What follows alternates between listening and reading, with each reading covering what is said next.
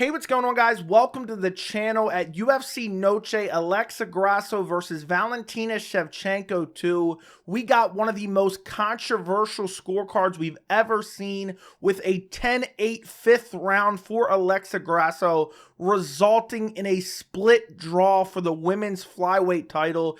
And this scorecard was so bad, the Nevada State Athletic Commission had to have a meeting reiterating the scoring criteria and what it meant to give out 10-8s. And they've had this meeting, they had it earlier today, and we've received some information from this meeting. And I'm not saying that this is going to happen, but the results of this meeting from the Nevada State Athletic Commission opens up a path to potentially overturn the result to Grasso versus Shevchenko 2. We're going to take a look at some of that information later in the video. We're going to discuss what a 10-8 round actually is. And then another interesting thing that I saw, Dana White reacted to the 10-8 round in his post-fight scrum for Dana White's Contender Series. And there's a reason that I never really thought of after seeing that crazy scorecard, that I think Dana's pissed about it. And then he alludes to what's going to happen next with the women's flyweight title. We'll take a look at that clip later in the video and we'll discuss it then. But what were my scorecards for UFC Noche? I'm not going to spend a lot of time on it. I already did two videos basically breaking it down. One just solely breaking down the main event, and the other one was my full card reaction. I'll link both those videos down in the description if you want to go check them out, and they're more detailed. But essentially, what I scored the fight, I had round 1, round 3, and round 5 for Valentina Shevchenko. I had 2 and 4 for Alexa Grasso. But I thought that 4 was close enough that it could go to Valentina Shevchenko, and I also thought that 5 was close enough that it could probably go to Alexa Grasso, and I know that's kind of the minority opinion, but I really thought the damage that Valentina Shevchenko did for the first 3.5 minutes won her that 5th round over the fact that you have Alexa Grasso taking her down or controlling her a bit, landing some ground and pound and looking for a rear naked choke for the last 1.5 minutes. Now, I don't want to get into splitting hairs and debating about what rounds are which, because we can all agree the scorecard that Mike Bell presented was indefensible. It should have been a fireable offense. Because if you go through that fight, honestly, round 1 was clearly Valentina Shevchenko. Round 2 was clearly Alexa Grasso. Round 3 was Shevchenko's. And then round 4 and round 5, I feel like you could give a 10-9 for either fighter. You know, I don't feel like you really have to argue one way or another, because those rounds were very close, specifically the 4th round. The 5th round, I think it was very close as well, but for me, I thought it was pretty clear for Shevchenko, but I don't think it's the worst scorecard in the world to give it to Alexa Grasso 10-9. Where we really get into the problem is Mike Bell gave Alexa Grasso a 10-8 round in the 5th round, which is completely egregious. The other 2 judges, I think they had more than fair scorecards. One judge scored it for Alexa Grasso. One judge scored it for Valentina Shevchenko. 3-2. They didn't have any egregious scorecards there, so we're not going to discuss those. But Mike Bell, he had 1, 3, and 4 for Valentina Shevchenko.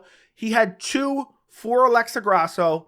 And then he had 5 as a 10-8 for Alexa Grasso. Therefore, since 2 judges had it for each fighter, and then Mike Bell has it, you know, as a draw, the fight ends in a split draw, and basically there's no winner.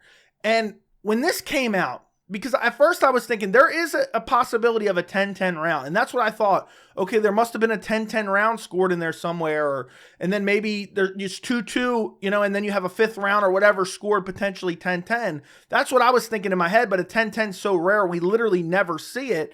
And then when it finally came out later in the broadcast, 15 minutes after the decision was read, wait a second, it was a 10-8 5th round. It made absolutely no sense. And people have been kind of wondering, well, what exactly is a 10-8 round? And Dana White talked about it on the Dana White's Contender Series post-fight scrum. We're not even going to look at that part of it. But he kind of describes a 10-7 round, because he discusses, where a fighter absolutely almost destroys their opponent, almost finishes them multiple times. It could have been stopped multiple times. A lot of people think that's a 10-8 round, but that's actually described textbook as a 10-7 round. But what is a 10-8 round? Let's take a look at what it says on the Nevada State Athletic Commission's actual website. And I've highlighted the important part of it, but you can pause this and read it in its entirety if you want. But it says, if an unarmed combatant wins the round by a large margin, the winning unarmed combatant receives 10 points and the losing unarmed combatant receives 8 points. So that's the gist of a 10-8 round. One fighter has to win it by a large margin. It goes into more details about damage and duration. You can read that if you want. But nonetheless, we can all agree, no matter how you scored round 5, neither fighter won round 5 by a large margin. It was a close round because you had Valentina Shevchenko win the first 3.5 minutes. Then she failed on a head and arm throw, ends up giving up her back, ends up eating some ground and pound. And then the ground and pound only lasted about 30 seconds, maybe 20 seconds. A lot of it landed on her forearms and gloves. And then to end the round, Grasso was looking for a rear naked choke that she never really got close to. So by no means did either fighter win this round by a large margin. So therefore, a 10-8 round is just indefensible, it's unjustifiable, and it's a mistake by Mike Bell, who presented this scorecard, resulting in this fight ended as a split draw, which is just craziness. My reaction on Saturday, I could not believe it when they said round 5 was a 10-8 round, because in my opinion, I thought Valentina Shevchenko won the round, so there's no way to justify a 10-8 round the other way. But nonetheless, we are all unanimous in that opinion. And there's been a lot of backlash about it. There's a lot of fan backlash. Dana White recently, he had his backlash at the presser, which we're going to talk about and show in a second. But you look at the fan backlash, and I continue to see something from MMA media members as well as fans. And I think it's a lot of the MMA media members asking for it, and then you have a lot of fans just kind of regurgitating it. And it's just, oh, well, the judges need to answer to the MMA media after presenting scorecards like this. And I've seen this said countless times over the years, and I feel like it's a popular opinion. You guys will have to let me know down in the comments. I feel like this is a popular idea. Let's have the judges answer to the MMA media. I think that is the worst idea ever, and I do not think it will actually work. The brain-dead MMA media can't even ask fighters interesting questions at press conferences. They can't ask Dana decent follow-up questions when he says certain things that you're like, oh, I wish I had more information on this. They don't even ask good follow-up questions. They literally go to big pay-per-view press conferences and say, hey, Sean Strickland, are you a lock for UFC 293? Hey, Charles Oliveira, are you a lock? That's the type of questions they're asking. Hey, how do you like the city of, whatever city they're in? How are you liking Florida? How are you liking Canada? How do you like it here? How do you like Abu Dhabi? That is the type of questions that they are asking. They don't have an ability to critically think. They don't have an ability to ask questions on the fly. The majority of them just don't have that ability. And the last thing that I think you should be subjecting these judges to is the MMA media.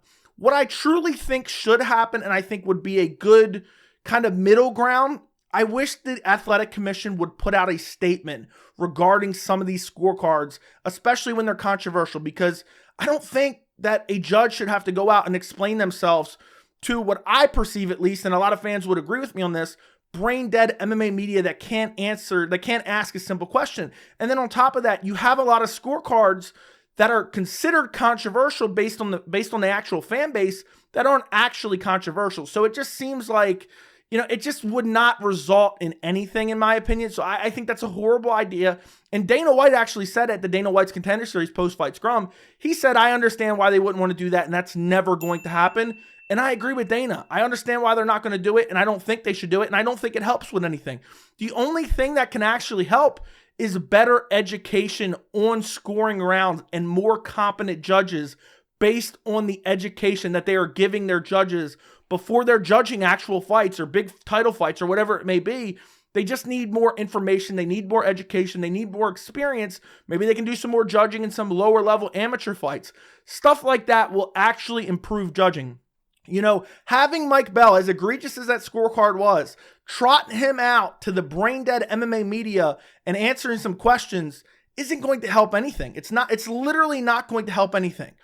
But Dana White was asked about the 10-8 at his Dana White's Contender Series post-fight scrum, And he made some comments about kind of why he's angry about it and also what's next for the women's flyweight division. Let's take a look at that and then we'll come back and react to it. I was on vacation when this thing happened, and I'm sitting in my house going, when I found out that one of the judges scored 10-8, I'm like, this guy should be fucking investigated for this. This is the craziest shit I've ever seen in my life. And as I started to talk to people, I guess there was there's a seminar tomorrow with the Athletic Commission on 10-8s. So hopefully they can get this cleared up, especially in title. There's so much at stake in a title fight, more than just money, show and win and pay-per-view and championships and legacies. And it's just, you have to have the best of the best in title fights. So they've assured me that this guy isn't a bad guy.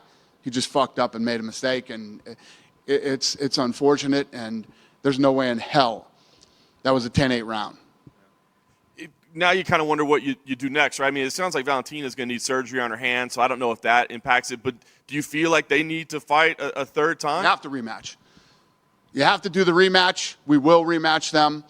It's the right thing to do. It's the fight that needs to happen. And so there you hear Dana White's reaction to the 10-8 round for Alexa Grasso versus Valentina Shevchenko.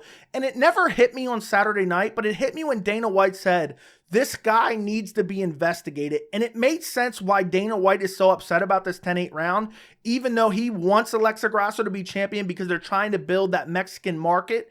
But Dana White realizes this scorecard is so egregious, it takes a hit to the UFC's credibility because it looks as if the UFC is rigging fights based on who they want as champions. There's always the whispers of fan bases saying, oh, the UFC's rigging this fight. They're paying off this judge. Paddy Pimblett shouldn't have got the win. Sean O'Malley shouldn't have got the win. I don't think the UFC would ever risk their entire business model just so they could get a champion that they wanted. I don't think they would do that. But this 10-8 round looks awfully suspicious, and Dana White realizes it. And then he talks about the seminar they're going to have for the Nevada State Athletic Commission, just going over the rules of how to score a 10-8 round. And we're going to talk about that in a second. We have some more information on that. But then he goes on to say, we're going to do the trilogy. It is the right thing to do. So we will get Alexa Grasso versus Valentina Shevchenko 3. And I just think Dana White realizes, look, this was a horrible scorecard. It was a close fight, so a draw isn't the worst potential outcome, but it looks so bad we have to book the trilogy in this matchup.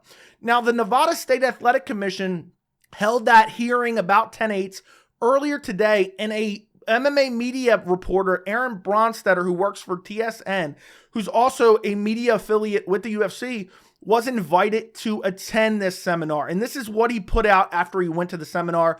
I'll link the tweet down below. You can read more of it, but this was the most pertinent tweet. He says, I was invited by the NSAC to sit in on their meeting today where they process for scoring 10-8 rounds was reviewed. Every round with a 10-8 score from Saturday was rewatched with each individual in the meeting tasked to anonymously score each round in a poll followed by discussion. Everyone in the meeting was aligned with the fifth round of the main event being scored 10-9 for Grasso. Now, I could get into my own personal beliefs how I think it was scored. It should have been scored for Valentina Shevchenko, and I think it's crazy that every person in the event, in the Nevada State Athletic Commission, scored it for Grasso. But nonetheless, we're not going to split hairs on that. They scored it a 10-9 for Grasso. It should not have been a 10-8. It is unanimous there that they scored it a 10-9. And I think that is important because that is what stopped Valentina Shevchenko from winning the women's flyweight title, was that 10-8 round. Without that 10-8 round, she is the champion. And now you have the Nevada State Athletic Commission essentially admitting fault. They are saying this round was scored badly. This was an error by Mike Bell. And I know there's been a lot of media members, and Dana White even said the commission told him, oh, this guy's a good guy. And I keep hearing this guy's a great judge. I don't care how good of a judge he's been in the past.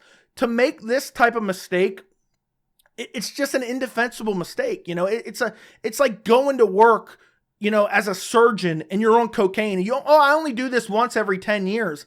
I don't care. This is such a massive mistake. I think it's indefensible, but at least the commission is now having at least the self-awareness to say, okay, this was a mistake. We're going to review it. We're going to try to fix it. And we know now, based on everyone's unanimous scoring, that this was a 10-9 round for Alexa Grasso.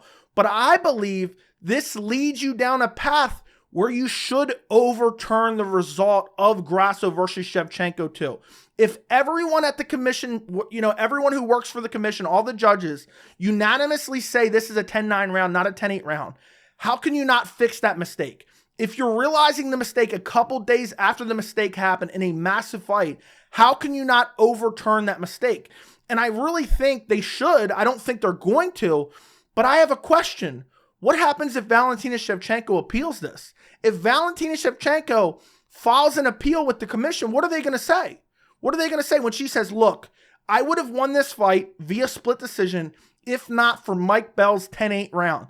Are they going to defend it? Usually they're not willing to admit fault, but it seems like they had this seminar reviewing the judging criteria and they've realized that this was a mistake by Mike Bell. So how could they not potentially overturn the result and score it for Valentina Shevchenko? She should have won this fight. And honestly, if the commission is willing to overturn it, then I think the UFC has to strip Alexa Grasso and make Valentina Shevchenko the women's flyweight champion. Now, they could still book the trilogy because of the controversy surrounding this fight, but if you've made a mistake, you need to own up to it. I don't care if it's a couple days later. I don't care if it's a couple minutes later. We've seen, where the refs stop the fight early and there's no tap and the fighter's not unconscious. They review it and they fix the mistake. The commissions have been too happy just ignoring errors, whether it be judging errors, whether it be errors in fights where they just sit on their hands and they say, we're not doing anything about it. We don't care what you say.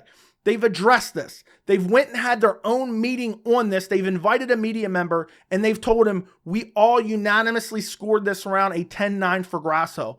If that was the right scorecard, it needs to be rectified. And honestly, I think the only way to rectify it is to make it a win for Valentina Shevchenko. And the commission's the only one that's able to do that. And if the commission does that, then the UFC needs to say, sorry, Alexa Grasso, you are no longer the women's flyweight champ. Valentina Shevchenko is. But because it was a close fight and because of the controversy surrounding that fight, we will make the trilogy. Now, if the trilogy happens, early prediction, I might as well throw that in this video as well.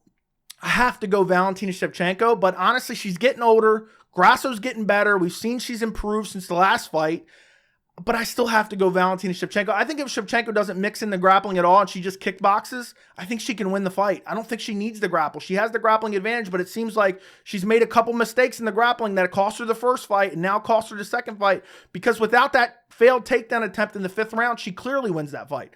So it's just a weird era we're living in, but I truly do believe in the perfect world, the commission overturns the draw, makes Valentina Shevchenko the winner, and then the UFC strips Alexa Grasso, makes Shevchenko the champion, and then they book the trilogy, and then they say, look, we're going to rectify all this controversy, fight one last time, so that way we don't have this kind of controversy looming over the women's flyweight division. Let me know what you guys think down in the comments. Don't forget to like the video. Don't forget to subscribe, and thank you so much for watching.